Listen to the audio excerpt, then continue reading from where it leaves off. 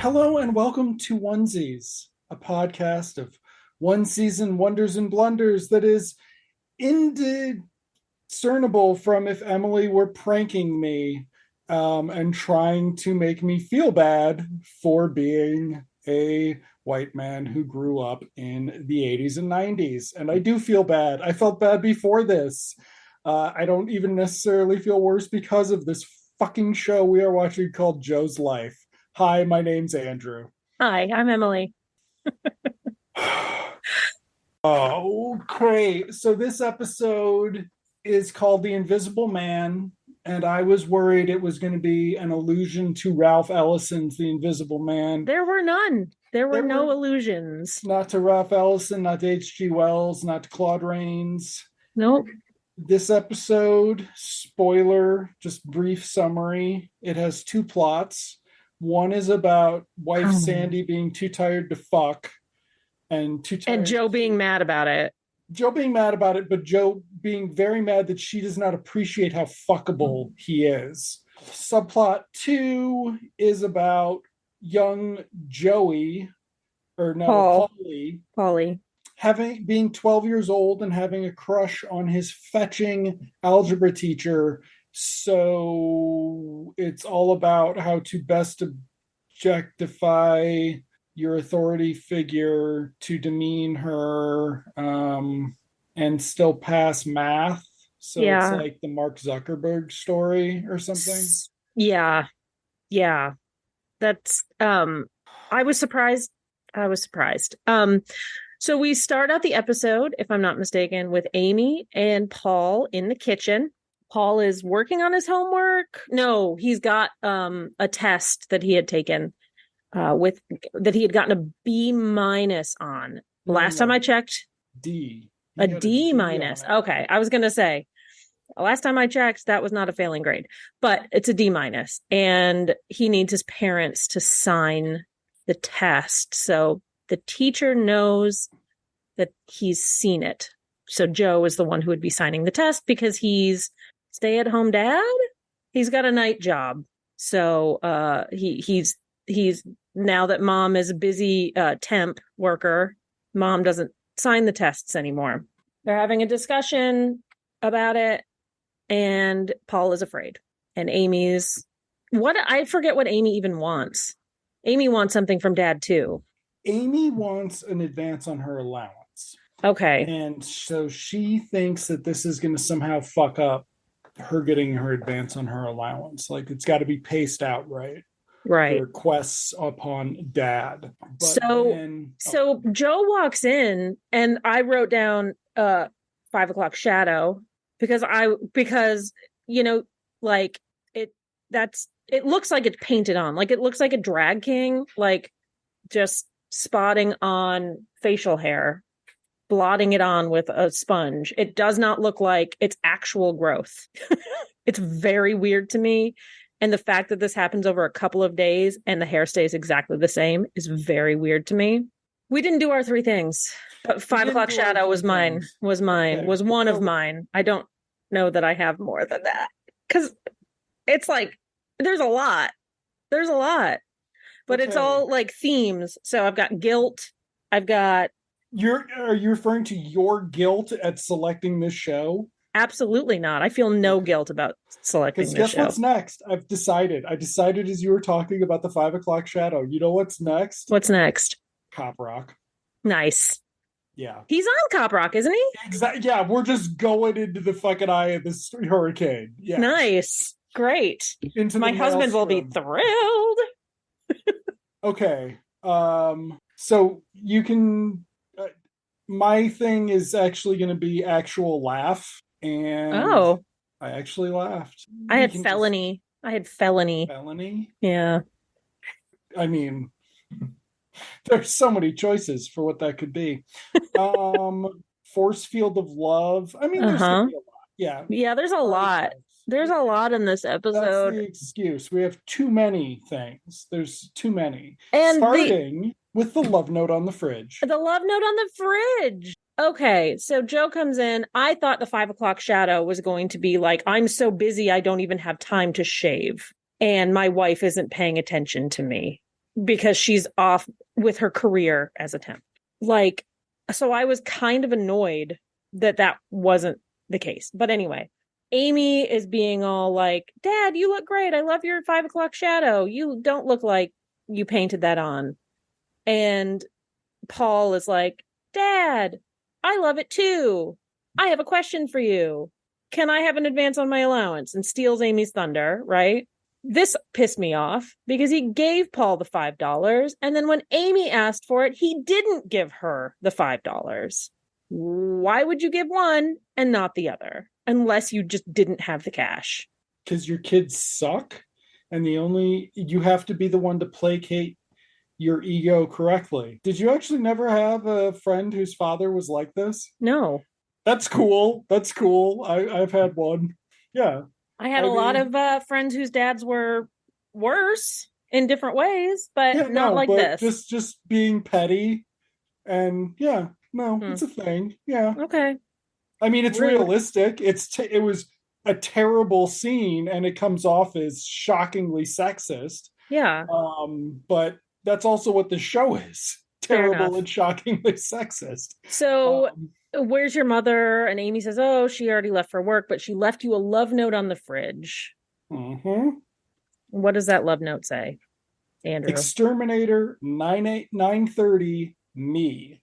But Joe reads it like it's a sexy note. Yes. So but it's not like a love note. He's not doing like a love voice. He's not doing a cutesy love voice. Like, he's doing a, And it's weird to be doing it in front of your kids because it's not saying your mom loves me or we're like some cute couple together. It's we want to fuck. Like your life is just hearing us fuck. Isn't that weird? Because we only gave one of you Walkmen because then we told the other ones you'd have to fight for it. Like it's uncomfortable. And also like this, because this episode then turns into him being like, why doesn't my wife objectify me? Look at this hunk of man meat she's got waiting for her. I'm not fucking kidding. This is worse than the Mad About You episode. I've never seen. I don't know that one. The one where Helen Hunt's too busy at work because she's a fucking vice president. And you told me about that. Yeah. She doesn't care. Yeah, you told me about that one. Yeah. But so, this is worse. Anyway. Yeah, this is worse because, well, a lot of reasons, but so he's like disappointed that his wife left him. And again, I thought that this was going to turn into, she doesn't notice my beard and she doesn't like have time. I don't have time to shave even. Like, but then it turns out he's using the beard to try to get her attention. I guess she likes beards. I don't remember this conversation ever happening. But in every other episode we've watched, she has been hot to trot. And is it a character change? I don't know, for her to not be hot to trot, but I don't think it's unreasonable for a woman who's working 8 hours, even as a temp, to come home from work and not want to immediately go to the bone zone. There's some very fucked up parts about this, like the subversion of the teacher's authority figure into sexual object is really fucked up. And then they lay into it. That's a fucked up one. But also what this show just is doing in general is saying it demeans a type of employment that a woman can have. Mm-hmm. It minimizes its contribution. And then it, villainizes her having any experience of it separate from her place as homemaker and mother and whatever, fuck bunny. Like, it's insidious. The show is like a fucking sociology dissertation, like that they turned into a book. Like just this fucking Joe's life. Thank you for making me watch this. Let's continue. You're welcome. With the forgery subplot, the C plot, as it were. Or Scotty Jean, does he even have? He doesn't really have much. Came into this episode. We forgot Scotty Jean already. He came in because Joe had to clean him up because he spilled his breakfast on himself on the couch. Yeah. But that was all off screen. Yeah. Okay. So then Amy's going to forge the signature for Paulie for the $5, basically. Yeah, yeah, and I saw that coming. I mean, all of Yeah. the stuff is so obvious. But she said she's going to help Paul. Uh, she signs Joe's name on something other than the test. I don't know exactly know Mm-hmm. what. He sees it and he's like, "Oh my god!" And then she signs his test, and she's like, "Give me the $5." So she gets what she wants. He gets what he wants, but he is immediately skeptical. So Well, this is how it starts. The yeah, vortex of evil starts here. yes, the vortex of evil. So he is immediately skeptical. Now we're getting a side of Paulie that we haven't seen Yeah. before, because it turns out he's like a good student. He's a good kid. I mean, there was an implication he was a science nerd. Oh, right, because of the telescope. Because of the Yeah, telescope. But yeah, no, because the kids have never been in the show this much. yeah, Like interacting in a way that was not a bicker bit. yeah. Like this is them presumably teaming up. It's not because Amy disappears Disappears. entirely, Yeah, but yeah, it's kind of Paulie's second big episode, and it's a doozy. yeah. Nobody else So has had an episode this big yet. The kids. Amy sort of did at the mall, but then they took it away from her. Yeah, and then and then with the boyfriend in the last episode, and they took Yeah, that away from her, and then I guess Scotty's episode was the first one with the teacher, yeah. but Oh, and whatever. that was exciting in this. We got back to the school. Presumably, that's later on, but we actually got a different set for Yeah. this show, which is always exciting. But Oh, first, we've got the opening credits, and then we cut to the scene where I actually laughed. Where did I write it down? Oh, right, Bluto. So, and that's because of Mimi Kennedy. So yes. it's Barb and Joe in the kitchen finishing up a conversation about how Sandy doesn't want to fuck, basically, and Yeah. Joe looks great, and why doesn't she want to fuck? And we've got my Union Square dance tonight, my Yes, my annual former Union Square dance. union. So how did Yes. he get invited to this? I'm in a union. We don't have square dances, You are not a Jersey boy. You I are not a guess. Jersey man. Very weird. So Very, he's no very longer weird. in the union, but he's still going to this dance. Maybe it's a fundraiser. Who knows? They don't really go into detail. We think Peter Honorati is okay as far as how he votes. I don't know about Joe. I don't know about Joe Gennaro. I don't think Yeah. Joe Gennaro's okay. He's Joe Gennaro's just dead from COVID at this point. It's fine. Okay. So, but this is where Mimi Kennedy says she likes beards. It makes a man look like he flosses with barbed wire but still cried at Bambi's mom dying. Yeah, I don't quite understand Which, that. yeah, that's very weird Yeah. and bad. This episode, I think, is also the first one that has two credited female writers. Oh, So, yeah, writers' room rules apply, of course, but their names are on this one. Oh, lucky them. But then Stan comes in and they talk about a beard and how Stan wanted one, but mom cut it off in the sixth grade because Stan's, an early bloomer. yeah. And then Mimi Kennedy's like, I think it's so cute when you had a beard. You look like what's his face? What's his face? And he's like, what did he say, Pavarotti or something? Yeah, Pavarotti. And then she's like, what? No, no, no, no. The guy who fought Popeye all the time. And I'm like, Bluto! And I laughed. And then I was like, oh, Jesus, what did I just do? And I stopped. But for a second. So it's funny and it's not problematic. Right. I mean, So good for her. Thought of little Mimi Kennedy having a crush, like Mimi Kennedy, like 12-year-old Mimi Kennedy drug Bluto and Yeah. shit. Like, Yeah. it's a cute idea and it's funny and it explains her personality. But then the old man comes in and Complains about his wife complains about his wife again. This again. this guy doesn't is have an upper lip is one of it, but then there's going to be more later because he says her name. This guy is insidious. He is the problem with this show. I'm blaming him. Okay, I mean, everything he says is bad. If you think about it, Joe and Stan grew up in this family restaurant that they inherited from their father, basically. Meaning old dude was there the whole time. Meaning he was their role model as they were growing up. Yeah.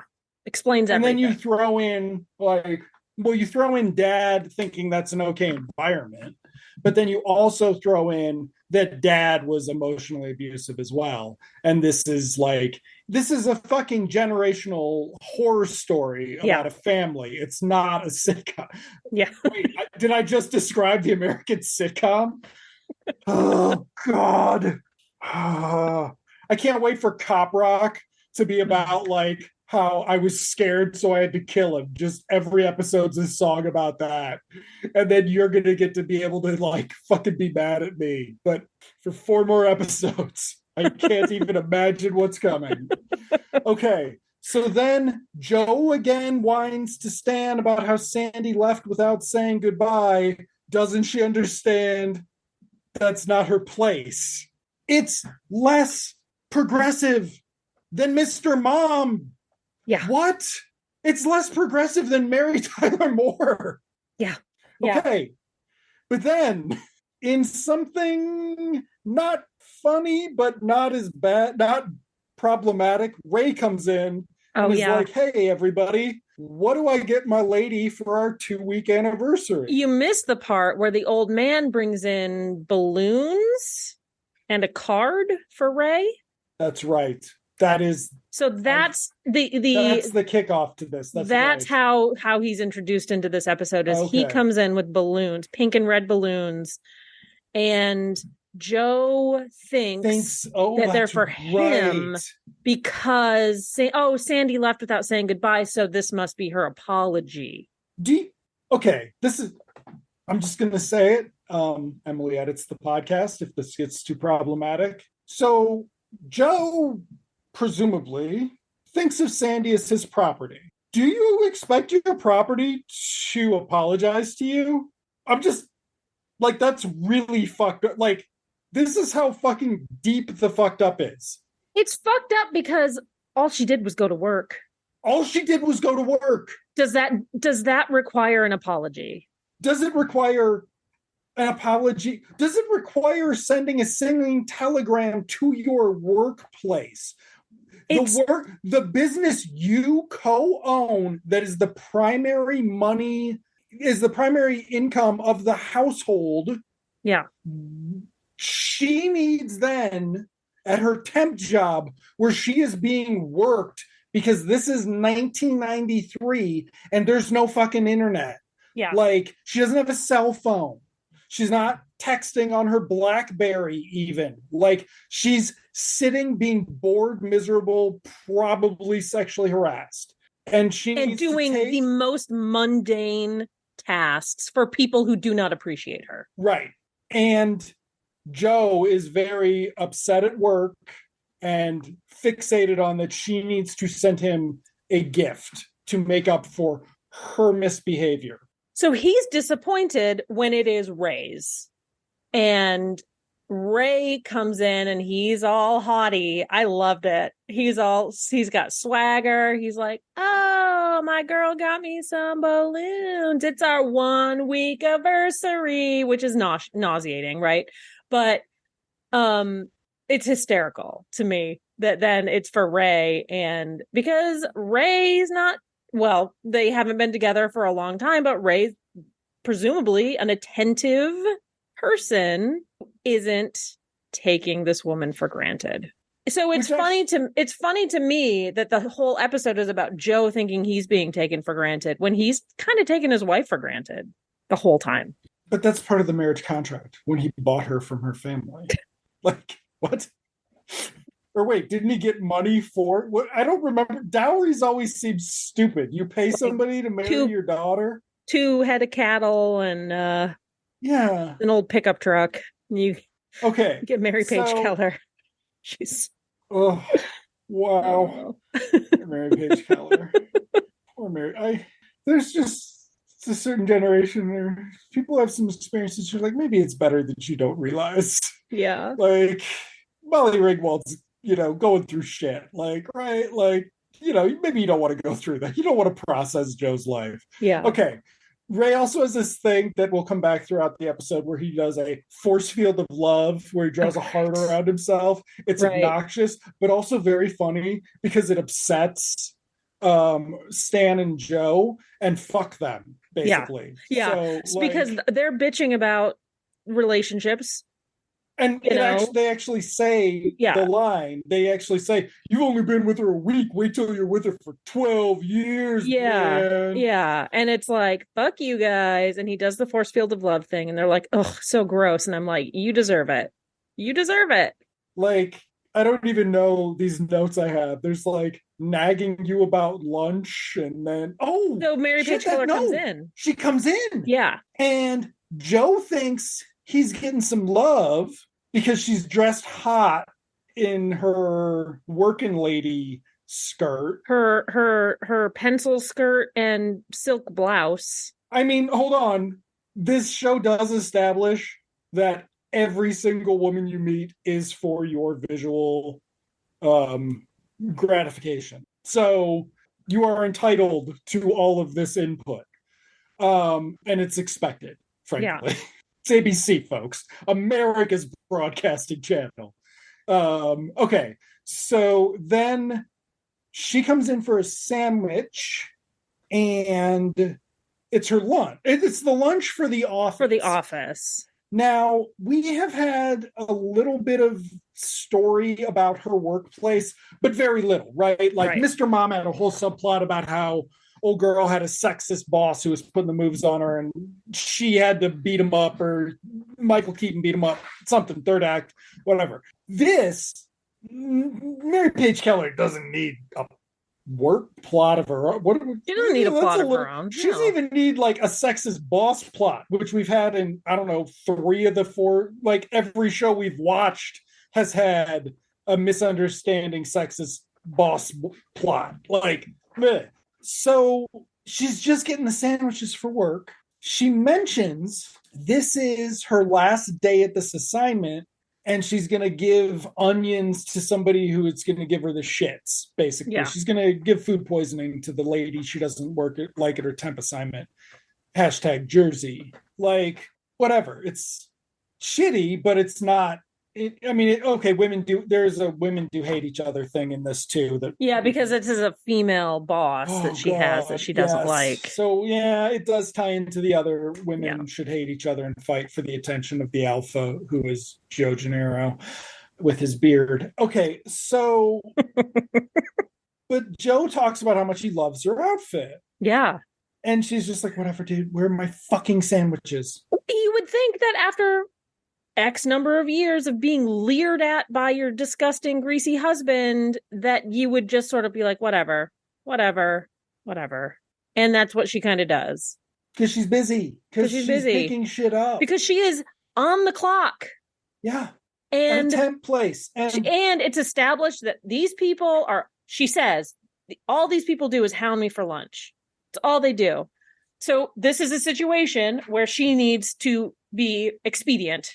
2, her boss is very demanding. Whatever, doesn't like her boss, but needs to get this lunch to her, preferably without onions. But Joe forgot to not put the onions on, which again is like, you're making lunch for your wife's office, and you are not following the order.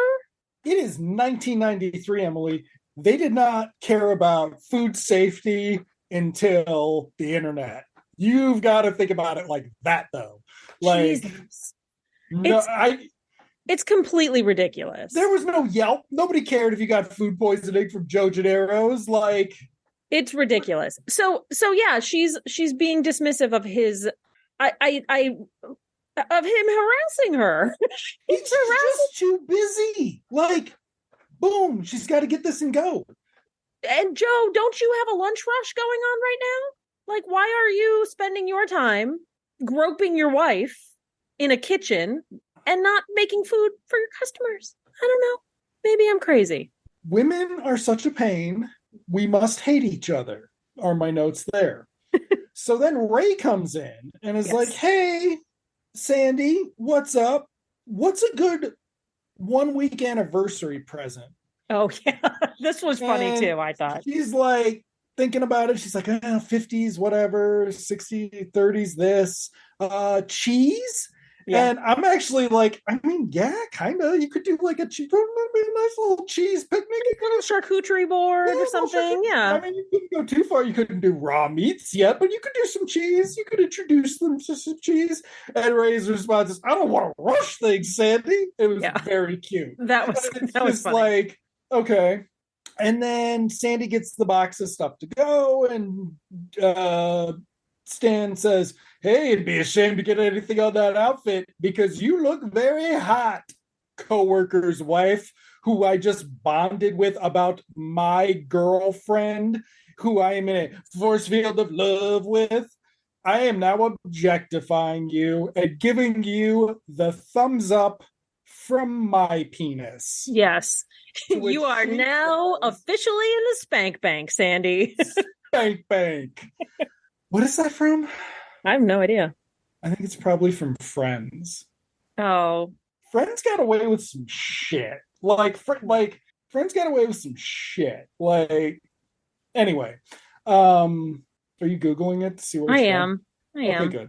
So I will talk about how. Oh yes. So Sandy's response is, "Well, thank you, Ray. That made my day." Yeah. And Joe is standing there looking. Hey, I liked it. Why didn't you? Why didn't that make your day that you're getting my sign of approval? What Then does they he say? do. He says, you made her day, but I just made her a I made sandwich or I made something. her lunch. Yeah. But you're skipping ahead because then they have that thing where they miss kissing each other goodbye because they're in too much of a hurry. So FYI, educational moment, the more you know, Spank Bank was first time it appeared in the media was 10 Things I Hate About You in 1999. The movie with Fuck what's her yeah. what's her name and what's his That's a name? great movie. Astra, great means in that thing, but it's a very good movie. We watched that Yeah. for Christmas. Okay. Also, if you haven't seen a Heath Ledger movie in a while, it's fucking rough. Like, especially that one.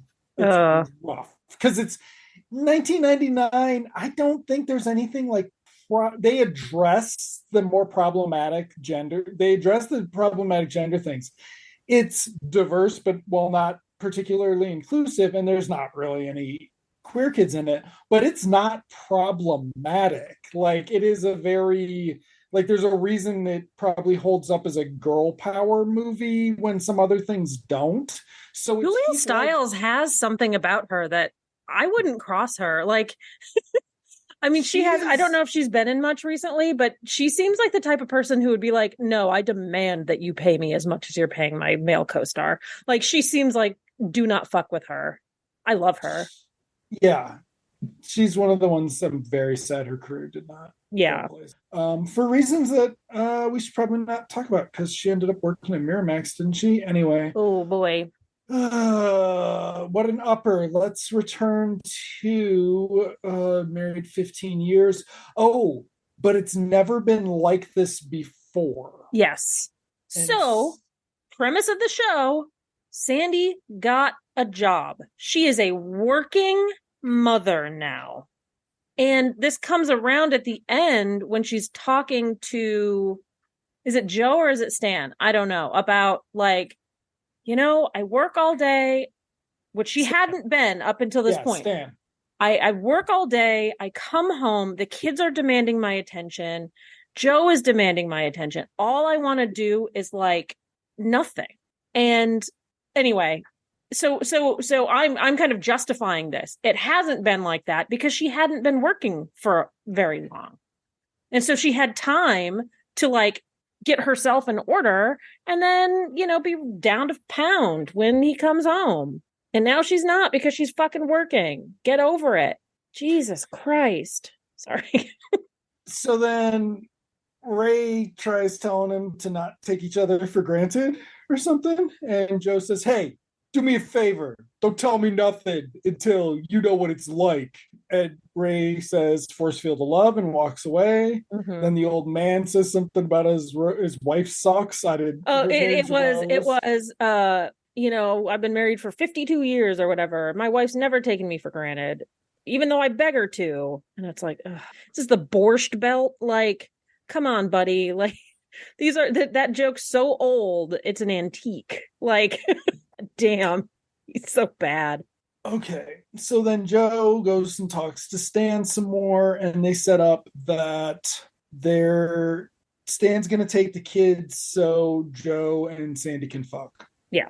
And so we cut to Amy and Paulie. Now, mind you, we really haven't even found the fucking plot yet. It's another one of those episodes of the show. Yeah.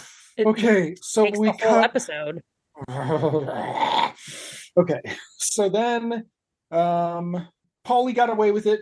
He's worried they're going to get caught, though. And how are they going to get caught? Amy says, and Paulie's like, well, I'll tell them. I'll break down and tell them. And then we'll get sent to the military school. And then there was some weird guy, or I'll end up the weird guy at the post office.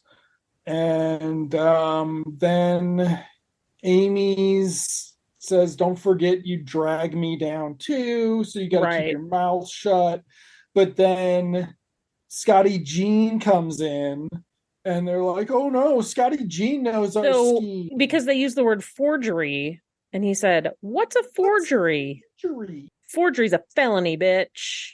I mean, I know in these instances, it's not like those kids are going to go to jail for, signing their report card with their parents' name, but it seems like something in the 90s and in the 80s that was like everyone talked about forging signatures. Ugh. It was like the ultimate criminal offense is you can get away with anything if you learn how to forge somebody's signature.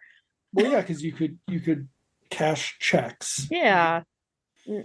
It's very strange that they're felons. Yeah, it is. Also, it's a setup for a scene where Scotty Jean asks his parents what forgery is. No, he doesn't. No, he doesn't. He doesn't. This is the second or third time in the episode where there's been something like, well, this is an obvious setup. It ends up being a sight gag that's kind of funny. It does, and but it also helps set up what the next sort of plot is, which is not okay. So then Leo's going to come over and get the kids, but he's already there in the kitchen. Yeah. So then we get our contribution from convicted rapist Danny Masterson. His sentencing hearing got pushed back to September. So alas, we will not be able to discuss it on the podcast where we have an episode with him on it. But it's because the August 4th date, they expect there to be victim impact statements from victims who were not represented in the court case. So at least 4 other women they think are going to show up who had nothing to do with the court case to talk about what a bad person Danny Masterson is. So anyway, sorry about that. That's our Danny Masterson moment here on Onesies. Summer. I hope Ashton Kutcher just doesn't know what to say. Ashton Kutcher's probably telling him to break him. There was some joke on a YouTube channel that he was going to show up and make a victim impact statement too, because that 70s show couldn't get any streaming contracts, and so he's losing money. That's fucking terrible, but it's also the 100% emoji. Okay. So where the fuck are we? So he's in the kitchen. Joe talks to him about how he's gonna fuck Aunt Sandy tonight. Yeah. And Danny's like, way to go, bro. I would too. Take some pictures, send them to me, brother. I want to see your tits, bro. Hold on. That's that's the sequel series. Okay? That's when Sandy has enough, is when she finds out in like 15 years, when all the kids are grown up and gone away, Paulie is estranged, Amy's unhappy in her marriage to a Jersey bro, and Scotty Jean is like he either still lives at home or I think one of the boys has to be gay just to make things weird for Joe. I think so. Anyway, Sandy finds out that Joe would send Leo pictures of her naked when he got his first cell phone or something. Yeah. That's what divorces them. And it's an HBO prestige series. It's the fucking Staircase or whatever.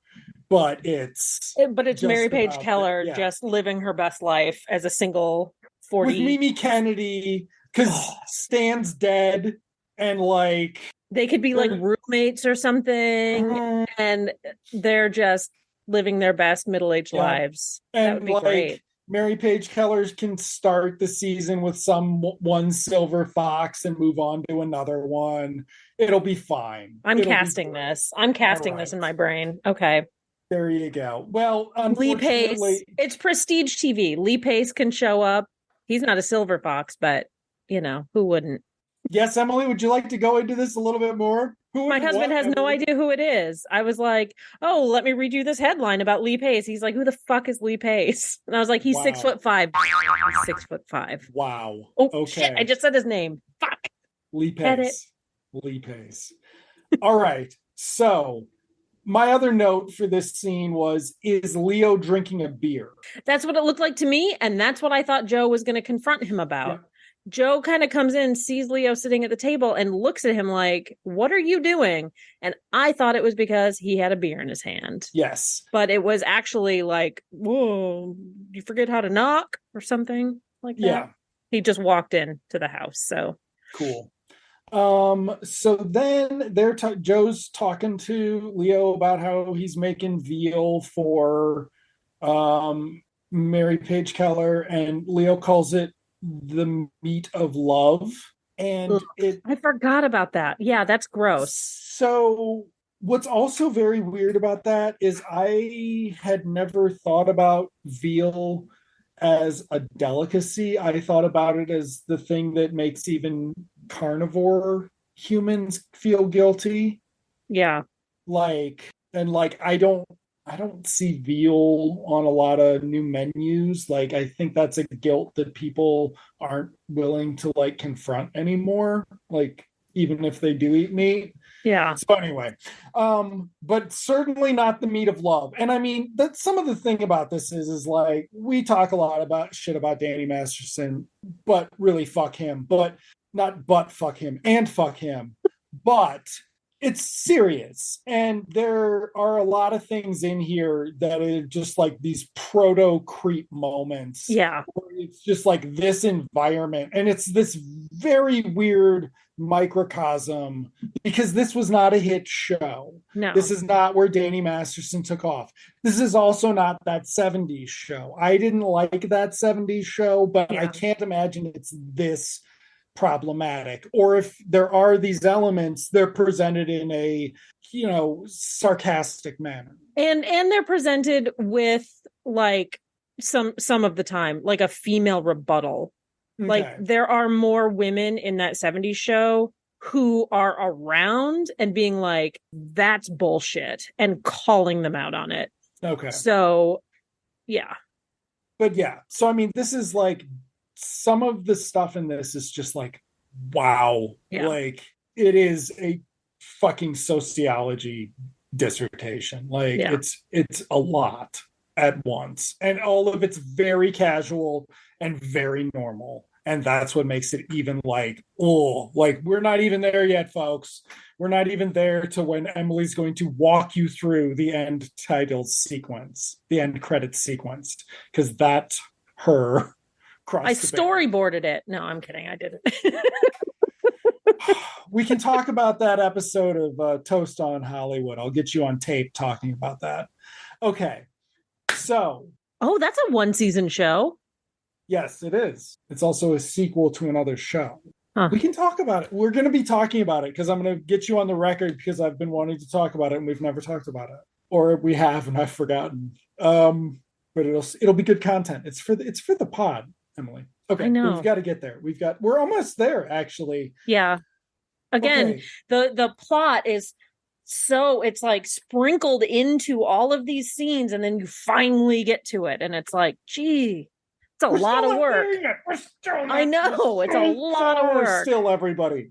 Okay, here we go. Scotty Jean, Polly carries Scotty Jean out behind Joe, Amy and distracts Joe. yes, Do I have something in my eye? And there's this hilarious scene where Paul has got Scott, got his hand over his mouth, running out the back door, carrying him. I thought it was hilarious, but also, why didn't you just go through the front door? I guess it would have eliminated this hilarious sight gag. Whatever. Doesn't matter.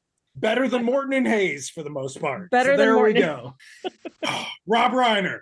We can do that one season Faulty Towers revival that I told somebody about who just didn't know what I was talking about. You told me about it, and I had no idea. I told you about it, but you know the people involved. Yeah. I told somebody young about it. They were just like staring at me, and I was like, so it's a really dumb idea, and it's going to ruin these people that you've never heard of's legacies. But okay, bye. I think John Cleese is doing a pretty damn good job about ruining his own legacy. Doesn't need another fucking show. Rob Reiner is the one who it's going to hurt the most, because anyway, like, he needs validation so much. He's not going to get it for that. Like, okay. So, New York Times is going to love it. So, then Sandy finally... Okay, so no. Joe says to Amy, you think you distracted me from your brother getting carried out of here? Yeah. Is it life-threatening? I want to fuck your mom. I've got veal. We're going to eat veal while we fuck. Yeah. And Amy's like, no, Dad, it's not life-threatening. It's just a felony. And he's like, bang, get out of here with your drunk-ass cousin driving. Yeah. Sandy gets home. Oh, he's singing to her. They're going to do absolutely nothing. The kids are gone. It's going to be great. Goes upstairs to get into something comfy. We didn't talk about Joe's outfit. He's in some tight pants, and he's got a pink, purple, whatever that fucking color is, shirt, and it's unbuttoned. He's looking... Does he have a vest on, or is it a jacket or something? Like something kind of... Oh, it's a cardigan. It was a cardigan. Oh, God. And it's like, it's weird. Well, yeah, it's weird. She likes fashion. It's the 90s, She dresses him. She talks at some point about how she bought those clothes and he wore them for her. Anyway, she comes downstairs in a sweatsuit, plops down on the couch, puts a pillow on him, snuggles in, and is like, what's up, sucker? Yentl is on. And it's just starting, because Jersey women were down with Babs. Is that? Yeah, absolutely. Okay, cool. And she's probably down for what's his name, because doesn't he get topless in that? Oof. Mandy? Is Mandy in that? Mandy's in that. Okay. There's like a whole babe scene with him, and he's like swimming, and he comes out of the water. Oh, yeah. Okay. Yeah. I'm getting things, because there's that. I think I forgot that it was about the temptation of man, and that I thought it was just a convent but Jewish musical. But she's pretending to be a man to study, and she meets Mandy Patinkin, and he's a fucking babe, and she can't reveal the fact that she's not a man. It's not a musical. I don't think so. She might sing in it, but I don't think it's a musical. It's not like Fiddler. The hills are alive with the sound of Mandy Patinkin's pubes drying. Okay, well, I need to see Yentl. Wow. You keep getting it wrong. I keep getting it wrong. It's problematic and sexist and ingrained in me since 1983. I'm sorry, folks. But yes, they're going to watch Yentl. She's thrilled. Joe is miserable. Yes. Because all he wants to do is fuck his hot wife. Duh. Why would she think he'd want to get rid of the kids? So then in the morning, Sandy's getting ready, And Stan comes over to ask if Joe wants to go to the restaurant supply place together, implying that, they have a mutual interest in their co-business, which is kind of close to a subplot or Yeah. a running subplot for this Yeah. show. And Sandy's like, no, Joe already went to the fish market. Yeah. So, okay. That's perfectly reasonable. I guess. However, we've never heard of them serving fish at their restaurant. Never at all. Not a lot of Italian fish dishes that I can think of off the top of my head. There've got to be, though. I mean, There are a lot of seafood dishes. There's maybe Maybe. seafood. Maybe the fish market's got seafood. Yeah. Okay. So, Stan's like, oh, that's a bummer. Well, hope you had a nice time fucking last night. And she's like, a nice time fucking? What are you talking about? I watched Yentl.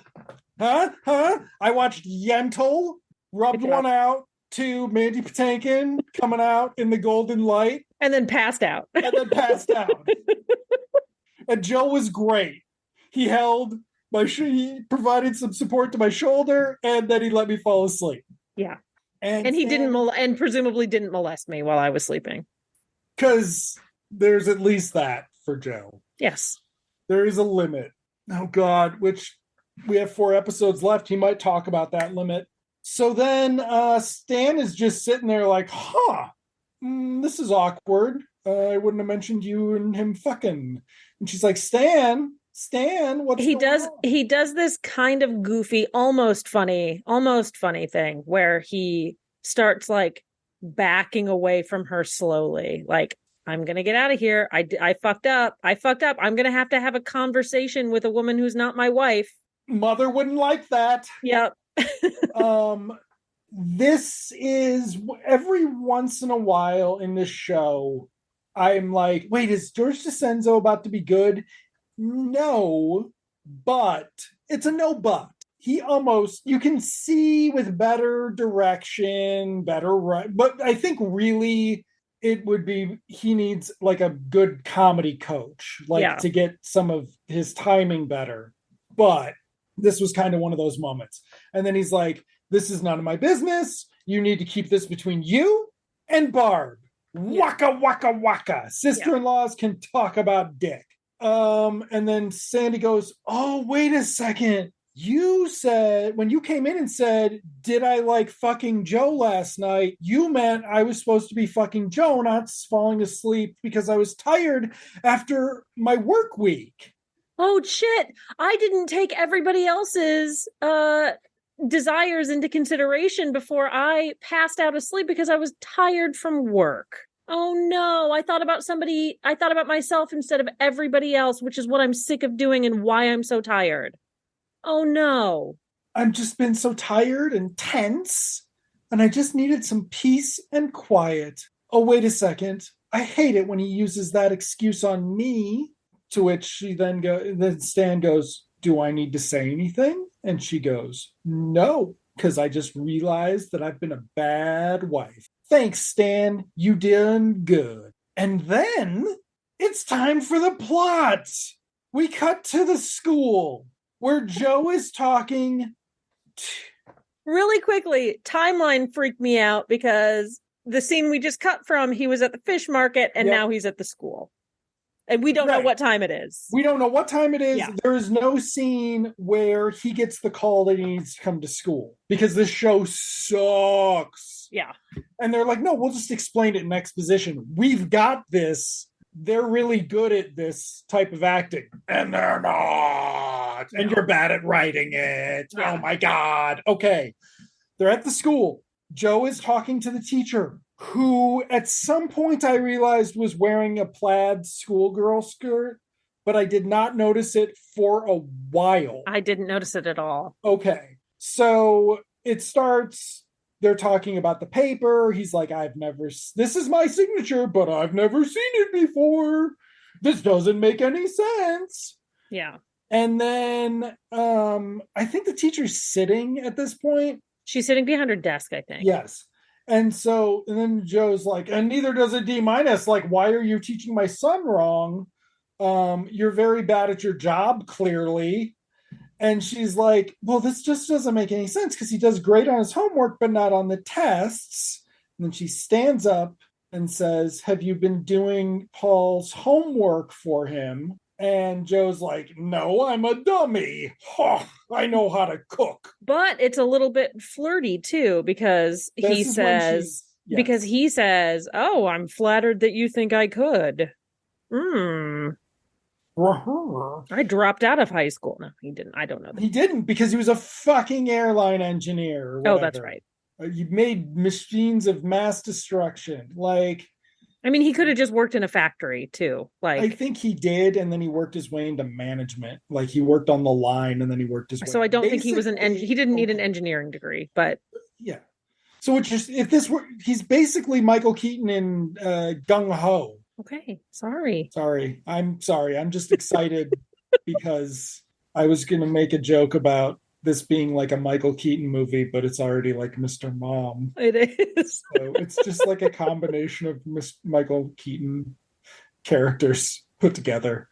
And the cut episode is the Batman one. Okay. Anyway, so, or it's the Beetlejuice one. Anyway, so then she gets up and she's like, well, yeah, he's always does really well on the homework, but he always just seems so distracted here.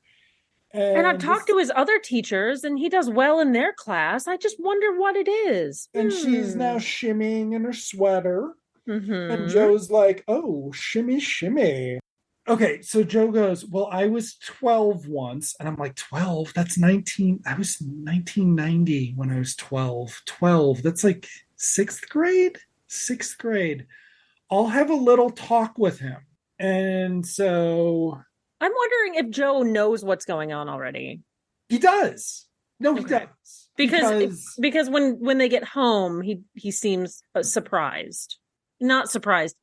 Paul has to tell him what's going on. See, here's the thing. You've noticed that Joe was actively flirting with the teacher. I did. Yes. What the show is saying is that's a natural response for a man, and it's totally to be expected, and there's nothing wrong with it. It's just the way women exploit men. And sometimes young men don't understand that when their female authority figures are making sexual advances at their married father, it's not something that the boy should feel uncomfortable about or feel like dad is maybe betraying mom. It's more about how she's bad. She's a bad woman. So, look up her nose. Oh, we're spoiling it. Okay. So then where's the Amy did it? So Joe's about to leave. Yeah. And opens the door to see Paulie standing outside the door. Was he listening? Was he going to go into the classroom anyway? I don't know. Never explored. So Paulie comes in and witnesses the dad and the teacher chatting. Nope, we missed it. This is what my note meant. Joe opens the door. Paulie's standing there and he's just like, Amy did it. Oh, yeah. Okay. Yeah. So that's how the forgery thing gets solved. Yeah. That's writing. Sorry, please continue. So then Paulie comes in and witnesses dad and the teacher chatting. They don't really, they do try to get to the bottom of what's happening, but they set him down and she's whispering sweet nothings into his ear, kind of like, it's okay to talk to us, blah, blah, blah, blah, blah. It reminded me of the Leslie Mann episode of Freaks and Geeks. Nice. Yeah. But obviously it's not that extensive because it's only a 22-minute show. And they can't get anything out of him. So they take him home. Joe takes him home. And am I missing something? Yes. What? The goodbye. The teacher compliments his beard. Oh, right. Yes. And then he says, she's like, most of the time I don't like beard. And he's like, that's funny because most of the time I don't like teachers. To which my note was, ha, fucking. So a couple of things. I saw that extra flirty kind of thing, but to me it read more like sitcom. And I think like the whole I don't like teachers, thing could have gotten a bigger laugh from the laugh track, and it wouldn't have been as creepy, I think. There was a lot of weird laughing in this. Yeah. Like, the laugh track there was a guy on there who was just fucking wild. Like, he was like, this is for my sizzle reel. I will laugh at your sitcom. He is the demographic for the show. Yes. One guy. Oh. Yeah, so no, but I think in this scene, this is what Paulie really notices. Yeah. Is that this is what he sees in this. And this is like a serious thing, right? Like, 30 something probably had 4 episodes about what happens when the kids see their dad flirting with a teacher or something, right? Like, yeah. This is a, pretty good trope that you did until you were just like, oh, you know how you don't have to deal with making that, having that conversation? You just make the kids older. Yeah. So, and then you get to kill off characters, and it's great. You just make them older. So then they get home, but first Sandy is getting ready in her frilly little business. So it's not frilly. She's fully covered. She's got like black leggings on. She's got black leggings and on. A lacy sort of blouse that's long. Frilly. It's a long, frilly. It's fully covered. Yes. But there are a lot of like layers. She's put in an effort. Yeah. She's put in an effort. And she's wearing little shoes. She looks cute. She looks cute. She's not sexing it up. She's not like, yeah. Yeah. She's not going too far, but this is the type of thing Leo and his friends reserve for the spank bank. Like, okay. So then, let's see, they come home. So yes, she's getting all set up. She checks herself in the mirror, blah, blah, blah. They come home, opening the door. She's like, hi, Joe. And he's like, just a second. And he goes to talk. He brings in, I've got the silent treatment. So they're talking about the silent treatment and the math teacher. Oh, yes, because definitely little kids in the room. Paulie's in the room. Yeah. Paulie's been giving me the silent treatment the whole way home. Yeah. We were just in with his math teacher. So now this is like an after school assignment. Like, the timeline of this day makes no sense. Why hasn't Joe been to fucking work today? Yeah. Okay. So they sit Paulie down and try to talk to him, right? Yes. And about what's going on. And Paulie unleashes on Joe. Yes. You let her drool all over you, Dad. Yeah. And I'm like, where's the reaction shot from Mary Page Keller? There's never a reaction shot from Mary Page Keller. No, but she does say, like, what is he talking about? Drooling on you. Ooh, I love your beard. She practically jumped you. Yeah. And then Joe's like, well, yes, she did. Or no, that's Paulie going, yes. Joe's like, no, she didn't. And Sandy's like, wait, you have a beard? And she like looks at him and notices it for the first time. Yeah. And then Paulie says, she's going to drag you down to the cots in the nurse's office. And Joe's like, hey, what can I do? And then the conversation of whether or not Joe is flirting with Paulie's teacher, a person that he should be treating with respect as well. Yes. Instead, Joe's like, well, Paulie's got his hots for his teacher. Oh, gosh, Dad. What are we going to do about this? And then Joe's like, look. Does Mary Page Keller at any point excuse herself from this conversation? Because I know that she's involved in the first part because she questions it. And then do they go upstairs? When Joe is giving him advice on how to manage, she's not there. So I don't know. Oh, no. Cots in the nurse's office is the last thing Paulie says before he goes upstairs. Okay. And then Joe gives Mary Page Keller a shrug and we cut. Because, she's going to say no to this? Boom. I'm like Bruce Springsteen on TV. Just don't ask me to sing. So this is when we then cut to Paulie sitting alone in his room, sad. Yeah. Joe coming in and going, hey, you got the hots for the teacher. You're normal. You're at the age where you need to learn how to properly objectify women. Your body is doing strange things or something. And it's like, is this... I mean, I get it that it's television, but this is not a model for how to talk to your young children of any age about going through changes, going through puberty, being attracted to people. Like, this is not how you do it. Your body's going through changes. Vague. Of course you're acting like this. Too much. Or too Dad, little. I can't do algebra when I look at her. How can I get through it? How about you look at your paper instead of looking at your teacher?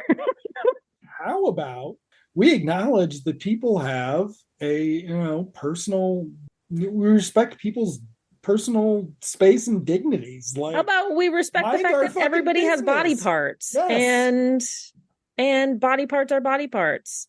And I don't know why he didn't give him the advice to just like think about her sitting on the toilet. Because maybe it would trigger something. Yes, that's right. Oh God. Just picture her wearing a, rabbit suit, Polly. Like, no, this is not going to go right. Sorry. That's bad advice too. I'm not a parent, folks. Picture her wearing shoes, Paul. Picture her barefoot. Oh, that's silly. Cut that part out. Wookie Feet. WookieFeet.com. A website of onesies for 14 more days. I got to decide if we're keeping Wookie Feet. Okay, so yes. So then Joe sits down and gives him some advice. Like, I was 12 once, man. Like, I fucked my first teacher when I was 14. Come on. Your Uncle Stan introduced us. They were dating. It was fine. It's your sister-in-law. It's your auntie, Barb. So then he's like, here, there are tricks for everything, man. And Polly's like, dude, the last time you gave me a trick, it was to picture everybody in their underwear, and that's not going to work this time, Dad. Yeah. Okay, Polly. Well, the next time she's leaning over you and you're feeling distracted, you look right up her nose. You think them nostrils are sexy? They're not. What if she's got a hanger? That'll get you to Harvard. Yeah. So that's an interesting thing for our sequel series. It's Paul Gennaro, Dr. Paul Gennaro, PhD, Harvard Special Study. Okay. Then they talk about the forgery business, and Joe's like, dude, don't worry about it. Your sister's in so much more trouble. Yeah. And like, I'm not going to tell her to look up her male teacher's nose if she's got the fucking hots for him. Yeah. Like, because there's also a problem of the teacher should not be rubbing her tits on Paul. Like, well, yeah. Like, there's some things here. She's not rubbing her tits She's not rubbing her tits on anybody, but there is this implication that Paul says, I can't concentrate when I ogle her standing at the board. And we see this in the end credit sequence that Emily's going to say. But the way Joe describes it is if she's leaning over you. Yeah. You can look up her nostrils. Well, and that ties into the end credit sequence too. So pay attention to that little detail because he does not. She's not leaning to. She's not leaning. Yeah. He's using it as mom bringing in a plate of cookies. Yeah. This is definitely victim blaming here. Yeah. This is definitely doubly. It's every angle's fucked. Yeah. And it's like this. We looked up the credit or the guest star last week and we don't recognize her name. Yeah, that's because she watched this fucking scene and this episode and looked at her friends and was like, I think I quit. Yep, I think I'm done. So then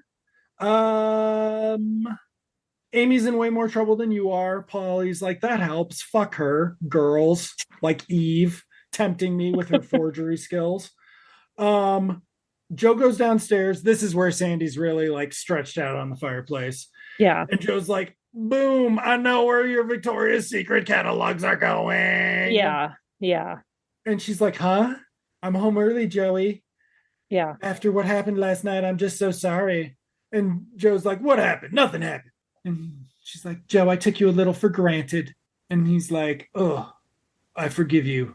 We've got some business to take care of upstairs. No, but there's also, is there more? Sorry. You're skipping his butt being in canon. Oh, right. They have this whole scene where she turns around and describes everything that he's currently wearing. Mm-hmm. And then asks him to do the same thing. And he can't do it. But he describes what she was wearing when they first met. Yes. which is kind of sweet.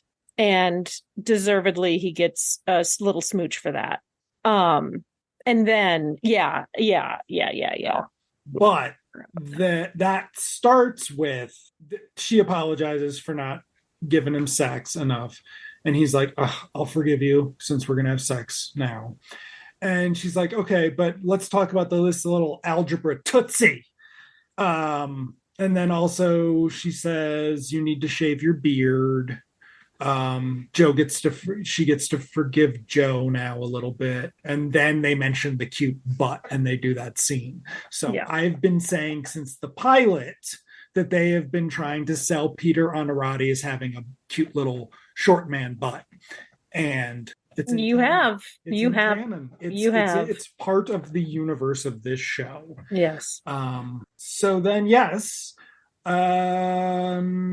they're like, oh, it's time for that unfinished business. But I'm going to be meeting with the teacher next time. Mm-hmm. And I'm like, oh, I bet I know what they're going to do. They're going to turn to the stairs and yell, Amy. It's all so telegraphed. I mean, it's just so the writing is so bad. That's why you can't have women write sitcoms. Am I right? Jerry Lewis. Bada bing. You like Jerry Lewis more than I do. Do I? Do you actively hate him? I don't actively hate him. I actively hate him. I mean, he was a bastard. I don't like his movies, but I actively think they are bad. I can't wait till The Day the Clown Cried comes out. We've only got 1 more year, right? 2 more years. Isn't that going to be on HBO Max though? Like that's not going to exist by then. Come on. Okay, so that is the end of the episode, except for the epilogue that we are going to do. But we're going to prepare for this with a little talk of Toast of Hollywood and its episode that had an homage basically to, Orson Welles. I don't know what you're talking about. The black and white sequence. I don't remember. They kidnap him. It's, Toast of Tinseltown. Okay. Toast of Tinseltown. Whatever. I didn't really like it. Not even the stylistic choice. No, I didn't like the series. Well, that's I mean, that was a terrible. So I watched it once and I barely think about it now. Okay. I was very impressed with that sequence. I'll have to rewatch it because it is my love for Matt Berry. I do, and also it would be a good punishment series given the guest star. It would be a very good punishment series. And you actually came up with it, so zing. It's not on me.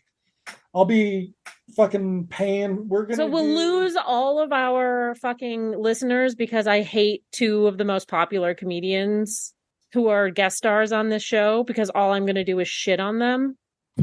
What's hilarious is my entire sound setup clicked off when you said that. So it'll sound like you did a really rough cut, like you cut their names out. Okay. So it's okay that we make fun of Desi Arnaz Jr., but you don't want to make fun of the people that I hate, people that I actively hate and resent every time I see them in something. Haven't we watched something that we actively hated and resented the people in it? I mean, besides Danny Master. I mean, James Franco and James Franco. I don't resent Danny Master. I mean, I resent his existence, but I do actively hate him. James Franco, that was rough. That was a lot of fun. Who knew? Who knew? And it got worse after we watched it, didn't it? Didn't it get worse? Like, it was bad and then it got worse? All the stuff with the acting school? Yeah, I don't think the acting... I think did we start it when Disaster... Because I think, wasn't Disaster Artist supposed to be his breakthrough? And then the acting school stuff sort of all happened at the same time. And it was just like, oh. Yeah. Yeah. And then there's like the Jonah Hill thing now is just like growing. And I'm just like, oh. But I saw there was a link in the article, I think on CNN, to when you mentioned on an earlier podcast, just this sort of unacknowledged rampant sexism and sort of normalized misogyny objectification of the 2000s. Mm-hmm. They link to this article that like lays it all out, like goes through Britney Spears, goes through the tabloids at that age, and all this shit, and just goes through it all. So that was a good article to link to. It's a shame that Jonah Hill's a piece of shit. I've Is never it a, really been a fan, it's so not a surprise it doesn't though. impact me a whole awful It's lot. not a, yeah, and he sucked for 13 years. Like your Yeah. peak is doing a Seth Rogen impression in your first movie. Okay, so but now with all of that said, Emily is going to walk us Yes. through the end credit sequence. So we watched some commercials and we re-enter our scene with a POV shot as if we're Paul, which confused me because it had a little dream sequence kind of thing going on, it seemed like, where the teacher is sitting at the desk. Oh, Paul, you're doing so well in class. Oh, I'm so proud of you. Uh, uh. And she's got the soft spoken thing, which she had anyway, but it made it seem like some sort of like sick teenager fantasy. So I'm going to pause Okay. and add this context. During this time period, there were commercials for adding the Playboy channel to Oh, your God. cable. Yeah. That would have gone off ABC once, what's it called? Um, once Disney bought it. Mm. And eventually you wouldn't, and maybe there were time things, but that was a trope. So your sexy seductive school teacher telling you to call and subscribe to something Yeah. was a TV trope. And here it is at the end of a sitcom about not a teenager, about a tween, about a Yeah. 12-year He's a old. 12. Yeah. Okay. And she's complimenting him. She's proud of him for getting his grades back up. I don't know what you're doing, but keep doing it. And as she's doing all of this, the actress gets up from the table and kind of slowly walks around her desk and comes and stands in front of him. As this is happening, the camera, the POV of Paul, is, I don't want to say zooming in, but it is scanning this woman's body up to the chest. You never see, Nope. like, you see her You chin. never see her face You after a see her certain point. chin, but you see her torso, i.e., her breasts, and you see like enough that you know she's wearing a relatively short skirt above the knee. It's not a mini skirt, but it is a short skirt. And he's just, the implication is that he's just scanning up and down. And this is what had been distracting him from being able to be successful on a test, is this woman's body, these body parts that she has.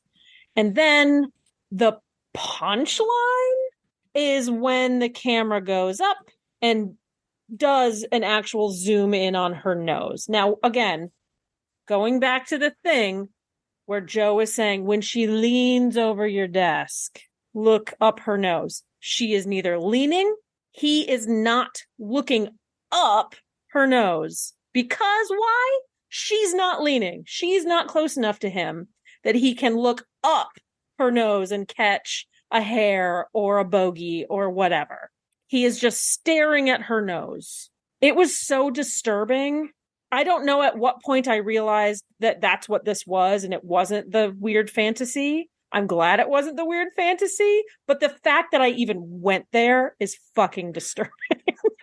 Fucking disturbing. And then the end. Like, the end. It was really fucked. Yeah. It was real fucked. Is it the because this episode was already like, oh, it's like that episode of Dracula the series where they're like, yeah, you should. It's weird that, you know, teachers don't fuck their 12-year-old male students. They really should when you think about it. That was an episode of Dracula the series. Yeah. It was already like, we already had that. I already had that thought. Then I got to the end and I was like, oh, wow, this is the most fucked thing we've ever watched. Yep. By far. By far. all in the name of comedy in 1993 on ABC. 1993. Yeah. This is America's And broadcasting network. I think if we dug around, we could find more scenes like this. Oh, I'm sure. Yeah. Like, holy fucking shit. Yeah, it was nuts. I was pretty surprised by how gross that was. Why do you make me watch these shows, Emily? Why do you pick these shows? Well, that's what the scary part is. I know you don't do it on purpose because it's not like there's anybody out there, taking ownership of this. Like, who's going to be like touting this show? Tucker Carlson? Like, what? No. Well, the reason I picked this is because I think it is, well, maybe unknowingly, but this type of show is, I think, the essence of our podcast, right? Watching terrible television that somehow got a pilot and got produced and put on television. Like, it's shows like this, shows like Cop Rock, which is, I think, more notorious. It's like, how does this keep happening? How does it keep happening? I was watching some true crime thing, and this woman was a producer for television, and she was like, "Oh, I just work on instinct." And it's like, okay, how does your instinct tell you that Peter Onorati needs a TV show about being Mr. Mom? Like, what is your instinct? Like, how fucked is your instinct? What else have you done?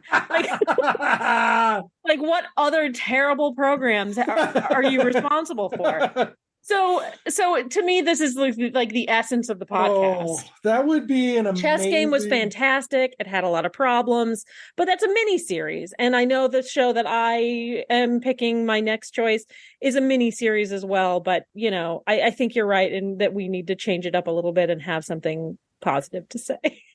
And maybe something that feeds our soul a little bit more.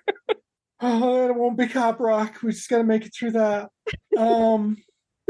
Oh, well, then the sad part is they tried doing Cop Rock cut with the musical numbers cut out.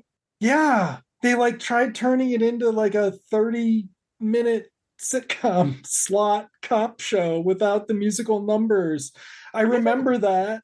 I don't know what America's problem is with translating like something campy and musical into something good, like on television.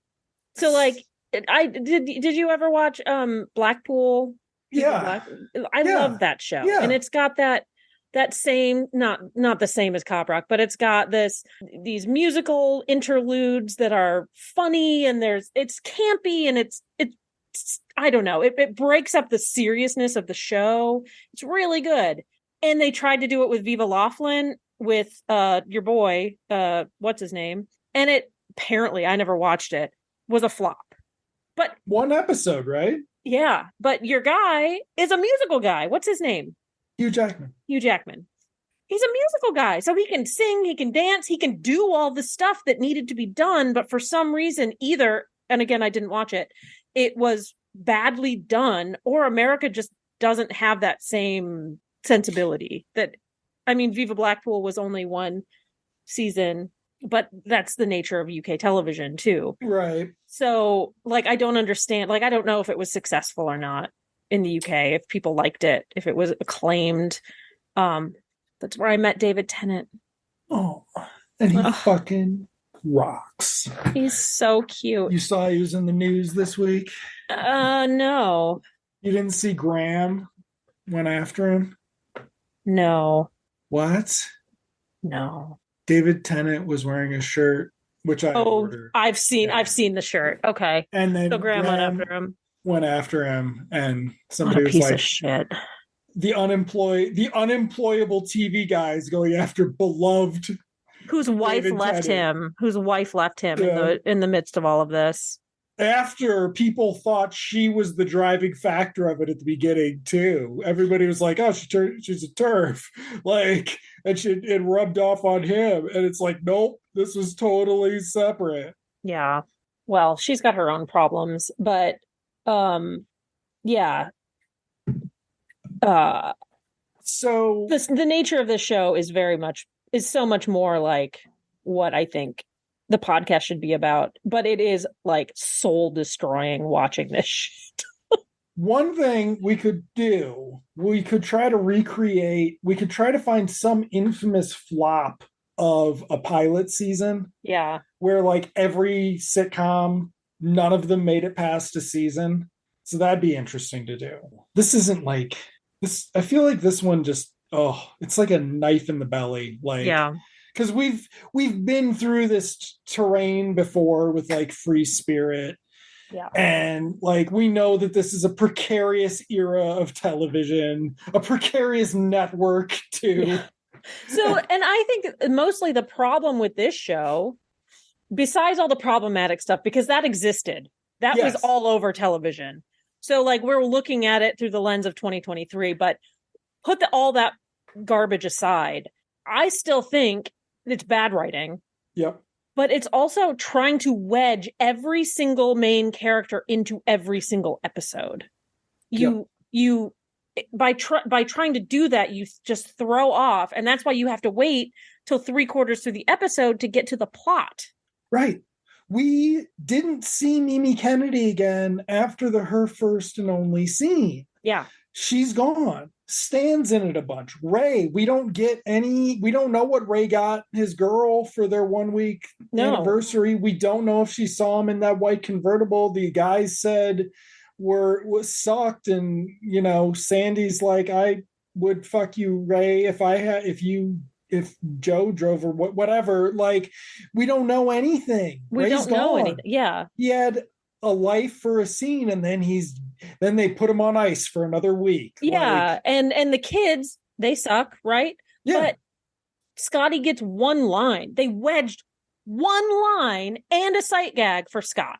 That's it. But they had to wedge that in because they thought that was going to be funny. So you're putting in all of these elements to try to give all of their characters a line, and at the disservice of the plot. Which is terrible anyway. Yeah. And so So anyway. ABC. Yeah, let's look at the next episode of Joe's Life, shall we? I've got Toast of Tinseltown up here now. Joe's Life. Next episode of Joe's Life, we only have 7, 8, 9, and 10. 4 more episodes. Isn't that exciting? Now that I've decided on Cop Rock, I don't know. Cop Rock next, folks. We'll see. We'll see how much energy I have left after this. The next episode is You Can't Take This Job, ... period. The episode description. Oh, God. Sandy Gennaro is offered a full-time job that will give her less time with the family. So, it'll be bad.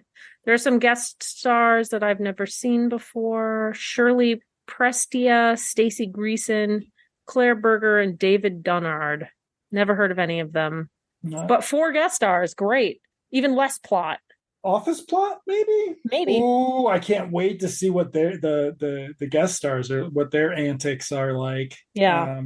Okay. But maybe it'll be a Sandy heavy episode, and maybe we will see her life outside of being Joe's hot to trot wife and exhausted mother. So I'm not going to forecast what she's going to be happening in the episode, but I don't think that's if that's going to be a rewarding experience. But fair enough.